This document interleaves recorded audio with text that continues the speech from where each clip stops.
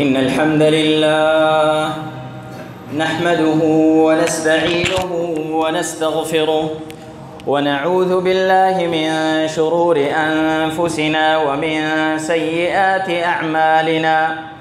من يهده الله فلا مضل له ومن يضلله فلا هادي له، وأشهد أن لا إله إلا الله وحده لا شريك له، وأشهد أن محمدًا عبده ورسوله. يا أيها الذين آمنوا اتقوا الله حق تقاته ولا تموتن إلا وأنتم مسلمون. يا أيها الناس اتقوا ربكم الذي خلقكم من نفس واحدة وخلق منها زوجها وبث منهما رجالا كثيرا ونساء، واتقوا الله الذي تساءلون به والأرحام، إن الله كان عليكم رقيبا.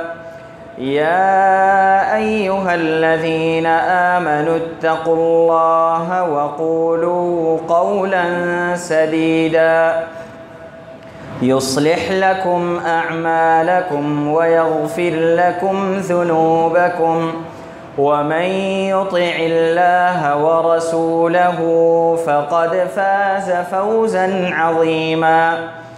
أما بعد، فإن أصدق الحديث كتاب الله، وخير الهدي هدي محمد صلى الله عليه وسلم، وشر الأمور محدثاتها، وكل محدثة بدعة، وكل بدعة ضلالة، وكل ضلالة في النار. أعوذ بالله السميع العليم من الشيطان الرجيم، من همزه ونفخه ونفثه. بسم الله الرحمن الرحيم.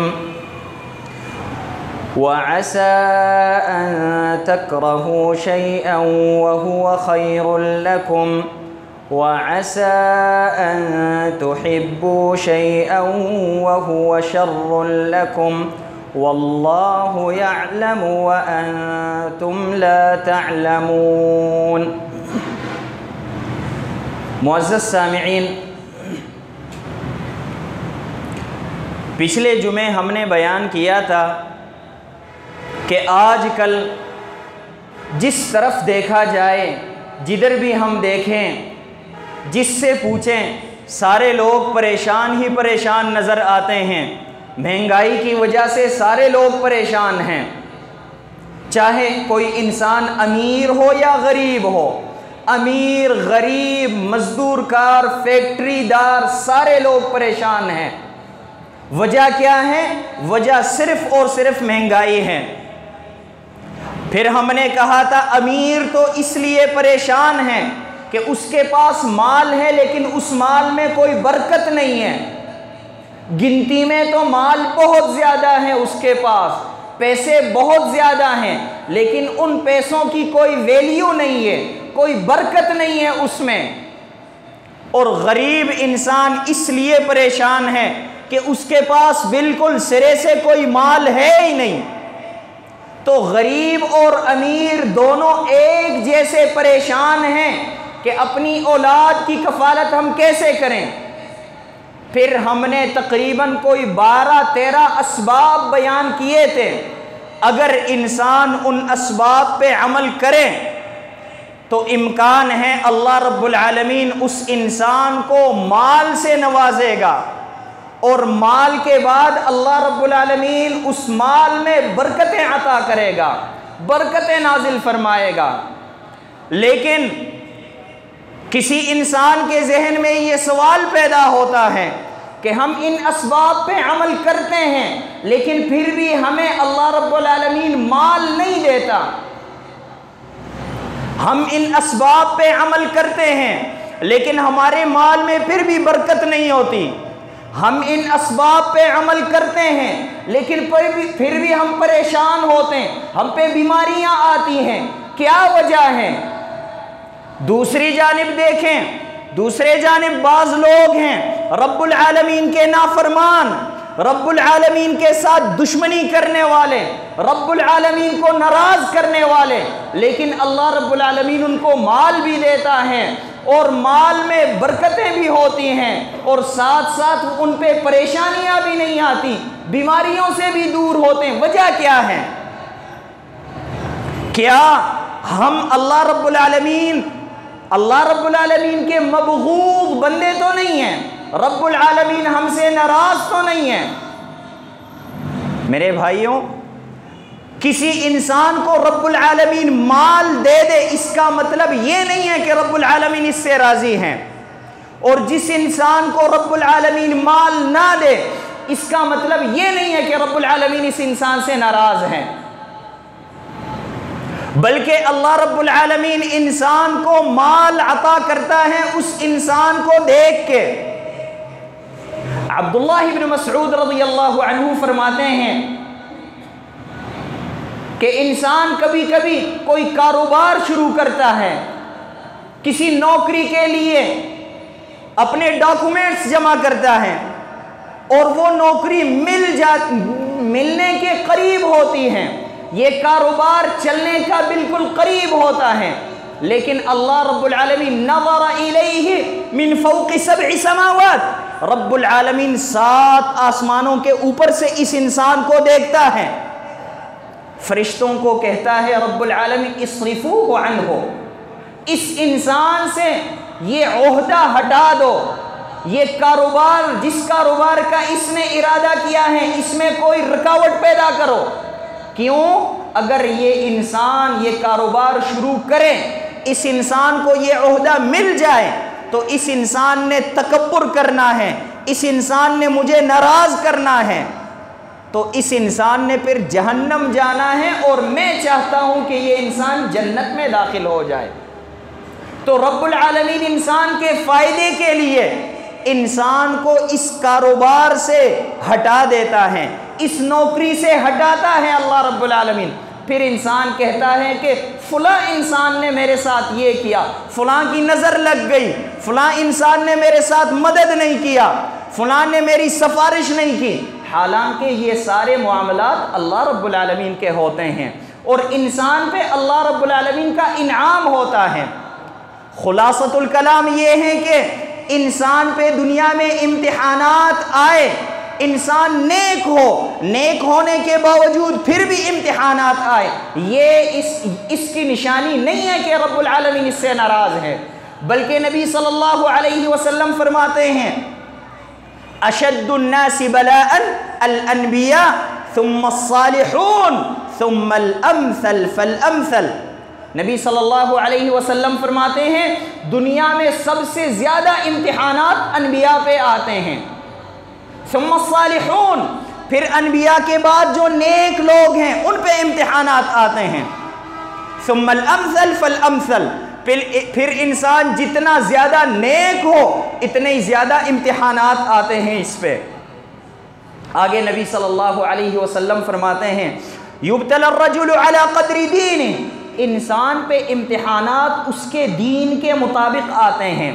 فإن كان في دينه صلابة شدد علیہ فی البلاء, اگر اس انسان کا ایمان مضبوط ہو, رب العالمین پہ اعتماد اور یقین مضبوط ہو, شدد علیہ فی البلاء, نبی صلی اللہ علیہ وسلم فرماتے ہیں امتحانات اس پہ زیادہ کیے جاتے ہیں, امتحانات اور تکالیف میں اور شدت پیدا ہوتی ہے, کیونکہ انسان امتحانات سے گزر کے رب العالمین کے پاس جائے اور اس انسان کے نامہ اعمال میں کوئی گناہ نہیں ہو.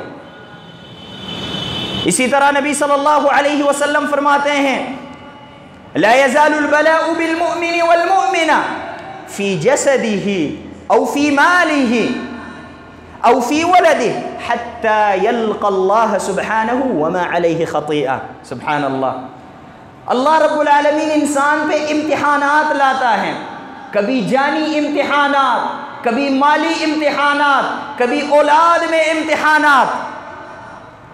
اللہ رب العالمین اس انسان پہ امتحانات لاتا ہے، اور انسان کو سب سے زیادہ دنیا میں اپنی جان پسند ہوتی ہے، اس کی جانی امتحانات۔ مال انسان کو محبوب ہوتا ہے، مالی امتحانات۔ اولاد محبوب ہوتی ہیں، اولاد میں امتحانات۔ یہاں ان پروسیس سے گزر کے نبی صلی اللہ علیہ وسلم فرماتے ہیں حتی یلقى اللہ سبحانہ وما علیہ خطیئہ، یہاں تک کہ رب العالمین سے اس انسان کی ملاقات ہو جائے، اس انسان کے نامہ اعمال میں کوئی گناہ نہیں ہوتا۔ رب العالمین یہ چاہتا ہے انسان سے۔ نبی صلی اللہ علیہ وسلم فرماتے ہیں ان اللہ یعطی الدنیا من یحب ومن لا یحب، اللہ رب العالمین دنیا ہر کسی کو دیتا ہے، جس سے محبت کرتا ہو رب العالمین اسے بھی دیتا ہے، جس سے محبت نہیں کرتا اسے بھی دیتا ہے۔ تو دنیا ملنا، صحت ملنا، یہ رب العالمین کے محبت کی نشانی نہیں ہے۔ پھر آگے نبی صلی اللہ علیہ وسلم فرماتے ہیں وَإِنَّمَا يُعْطِي الْآخِرَةَ وَإِنَّمَا يُعْطِي الْإِيمَانَ وَالدِّينَ مَنْ أَحَبَ، اللہ رب العالمین ایمان، دین، اسلام، نیک اعمال اس انسان کو دیتا ہے جس سے رب العالمین محبت کرتا ہو۔ پھر آگے فرماتے ہیں فَمَنْ أَعْطَاهُ اللَّهُ الدِّينَ فَقَدْ أَحَبَّ، جس انسان کو رب العالمین نے دین عطا کیا، دین دیا، یہ انسان رب العالمین کو محبوب ہیں۔ اب اگر مجھے اور آپ کو رب العالمین نے مسجد آنے کی توفیق دی، جمعے کی نماز پڑھنے کی توفیق دی، ٹائم سے آنے کی توفیق دی، ہم اس پہ اللہ کا شکر ادا کریں اور ہم سمجھیں کہ اللہ رب العالمین ہم سے محبت کرتا ہے، اس لیے رب العالمین نے ہمیں توفیق دی۔ ورنہ معاشرے میں کتنے لوگ ہیں رب العالمین کی توفیق نہیں ہے ان کو مسجد آنے کی، یہ رب العالمین کی محبت کی نشانی ہے۔ مجھے اور آپ کو رب العالمین نے مسجد میں یہاں پہ لایا، رب العالمین ہم سے محبت کرتا ہے، ہمیں چاہیے کہ ہم رب العالمین کا شکر ادا کریں۔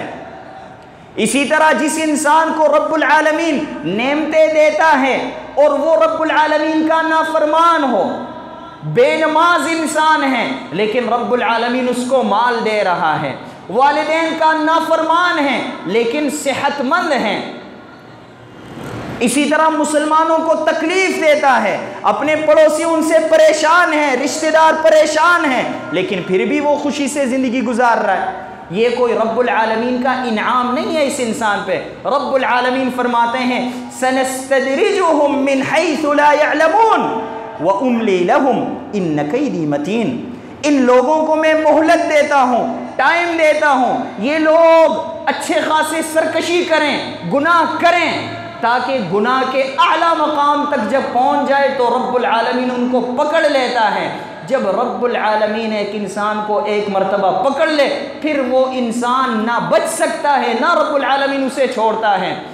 نبی صلی اللہ علیہ وسلم فرماتے ہیں ان اللہ لیملی للظالم، اللہ رب العالمین ظالم انسان کو، نافرمان انسان کو مہلت دیتا ہے، ٹائم دیتا ہے، حتی اذا اخذہ لم یفلت، جب ایک مرتبہ رب العالمین اس ظالم اور نافرمان انسان کو، بے نماز انسان کو، والدین کا نافرمان بیٹا ہو، اس انسان کو جب ایک مرتبہ رب العالمین پکڑ لیتا ہے لم یفلت، پھر کبھی رب العالمین اسے چھوڑتا نہیں ہے، کبھی یہ انسان رب العالمین سے بچ نہیں سکتا۔ نبی صلی اللہ علیہ وسلم فرماتے ہیں اذا رأيت الله يعطي العبد ما يحب على معصيته فاعلم انه استدراج، فاعلم انما هو استدراج۔ نبی صلی اللہ علیہ وسلم فرماتے ہیں معاشرے میں اگر آپ کو کوئی انسان ایسا ملے، آپ کے رشتہ داروں میں، دوست احباب میں کوئی انسان ایسا ملے جو رب العالمین کا نافرمان ہو لیکن رب العالمین پھر بھی اسے مال دے رہا ہے، پھر بھی اسے رب العالمین صحت دے رہا ہے، پھر بھی جو چاہے رب العالمین اسے دے رہا ہے، تو فَعْلَمْ إِنَّمَا هُوَ اسْتِدْرَاجٌ، نبی صلی اللہ علیہ وسلم فرماتے ہیں سمجھو یہ بات، جان لو کہ اللہ رب العالمین اسے مہلت دے رہا ہے۔ پھر نبی صلی اللہ علیہ وسلم نے یہ آیت پڑھی فَلَمَّا نَسُوا مَا ذُكِّرُوا بِهِ فَتَحْنَا عَلَيْهِمْ أَبْوَابَ كُلِّ شَيْءٍ حَتَّى إِذَا فَرِحُوا بِمَا أُوتُوا أَخَذْنَاهُمْ بَغْتَةً فَإِذَا هُمْ مُبْلِسُونَ۔ ان کفار کو رب العالمین فرماتے ہیں جب انہوں نے نافرمانی کی، ہمارے ساتھ بدماشی کی، اپنے رب کی ساتھ بدماشی کی، رب کی نافرمانی کی، تو میں نے ان پہ نعمتوں کے دروازے کھول دیے۔ جب یہ لوگ نعمتوں میں مبتلا ہو گئے اور نعمتیں سمیٹنے لگے تو اخذناہم بغتتاً، اللہ رب العالمین نے بغیر وارننگ دیے ان کو گرفتار کر لیا۔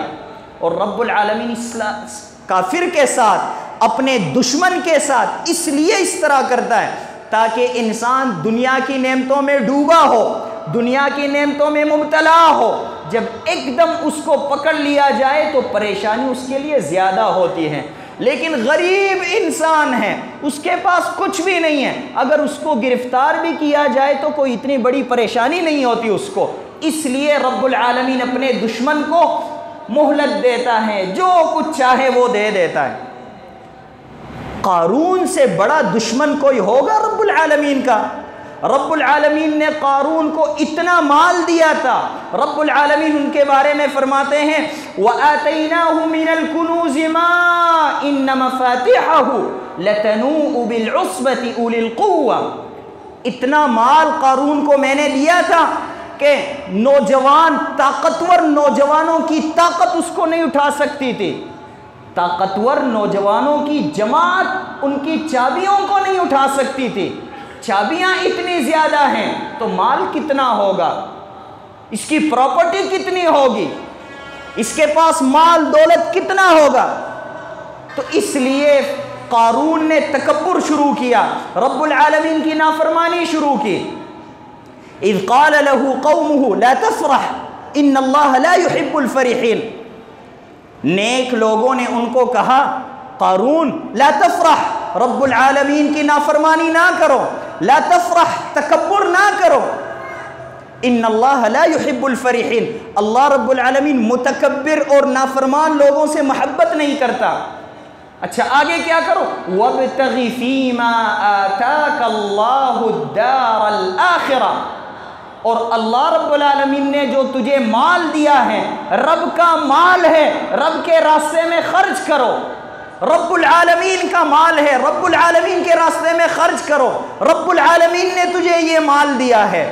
قارون کہنے لگا انما اوتیتہ علی علم عندی، یہ اتنا مال جو میرے پاس ہے یہ تو میں نے اپنی تعلیم کے ذریعے حاصل کیا، میں بڑا گریجویٹ انسان ہوں، تعلیم یافتہ انسان ہوں، کاروباری انسان ہوں، میں کاروباری مائنڈ رکھنے والا انسان ہوں، مجھے اللہ رب العالمین نے اس لیے دیا، میں بڑا ہوشیار ہوں، باپ دادا سے ہم آ رہے ہیں، کاروباری لوگ ہیں ہم، اس لیے مجھے مال ملا، رب العالمین نے نہیں دیا مجھے۔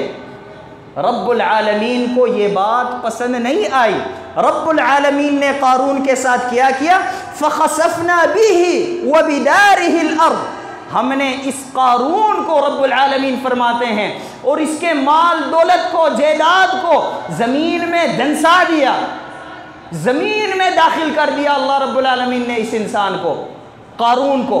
تو قارون سے زیادہ امیر کوئی ہو سکتا ہے؟ قارون سے زیادہ خوش نصیب دنیاوی اعتبار سے کوئی ہو سکتا ہے؟ لیکن قارون کا یہ مال دلیل نہیں ہے اس بات پہ کہ رب العالمین قارون سے محبت کر رہا ہے، بلکہ قارون رب العالمین کا دشمن ہونے کے باوجود رب العالمین نے اسے مال دیا تھا۔ تو خلاصۃ الکلام یہ ہے کہ مال ملنا یہ رب العالمین کی محبت کی نشانی نہیں ہے۔ اس لیے انسان کو چاہیے کہ انسان پہ جو امتحانات آئے، نیک اعمال کے باوجود امتحانات آئیں، انسان کو چاہیے اس پہ صبر کریں۔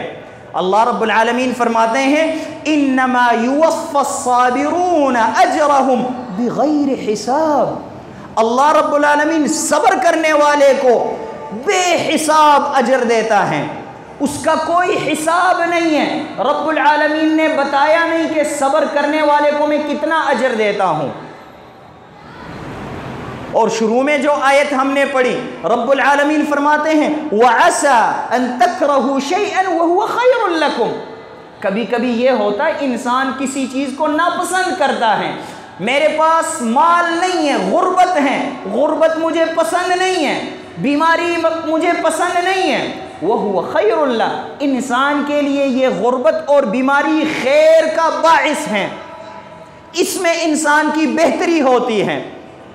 وَعَسَىٰ أَن تُحِبُّوا شَيْئًا وَهُوَ شَرٌّ لَكُمْ، اور کبھی کبھی انسان کسی چیز سے محبت کرتا ہے، یا اللہ مجھے بیٹا عطا کر، مجھے بیٹے نہیں دیے رب العالمین نے، ہم پریشان ہوتے ہیں، بیٹا ہمیں مل جائے ہم خوش ہوتے ہیں۔ وَعَسَىٰ أَن تُحِبُّوا شَيْئًا وَهُوَ شَرٌّ لَكُمْ، اور ممکن ہے کہ آپ جس بیٹے کی امید رکھ رہے ہیں یہ آپ کے لیے نقصان کا ذریعہ ہو، جہنم میں داخل ہونے کا ذریعہ ہو۔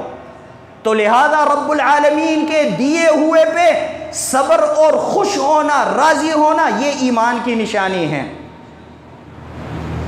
نبی صلی اللہ علیہ وسلم فرماتے ہیں، بڑی پیاری حدیث ہے، عجبا لامر المؤمن، مسلمان کا معاملہ ہی عجیب ہے۔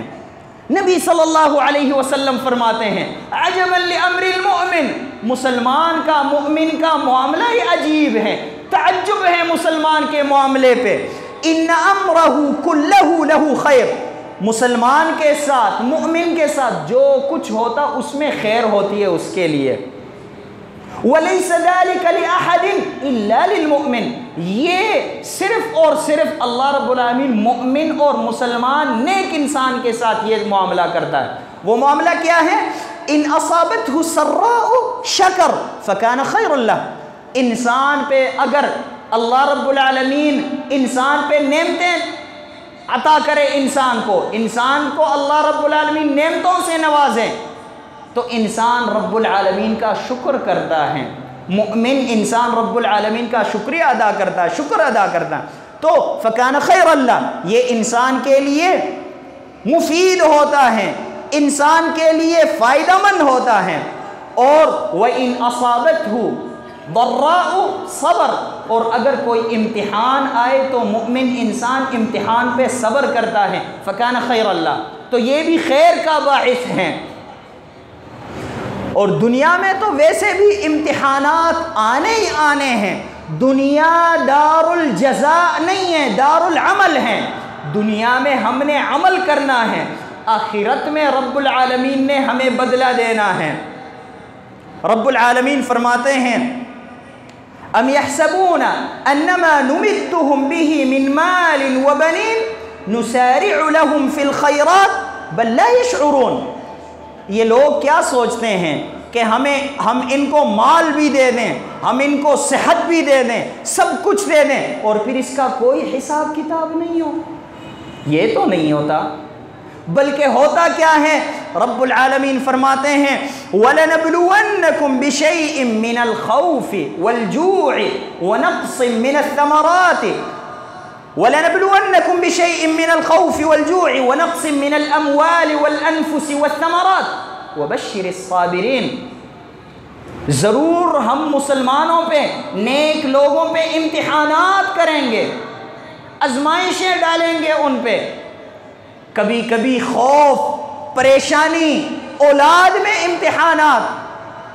وبشر الصابرین، اور خوشخبری صبر کرنے والوں کے لیے ہیں، جو صبر کرے تو وہی کامیاب، صبر نہ کرے تو وہ انسان ناکام اور برباد۔ اور رب العالمین نے ہمیں پیدا ہی اس لیے کیا کہ رب العالمین دیکھیں نیک اعمال کون کرتا ہے ہم میں سے۔ رب العالمین فرماتے ہیں تبارک الذی بیدہ الملک وہو علی کل شیء قدیر الذی خلق الموت والحیات لیبلوکم ایکم احسن عملا۔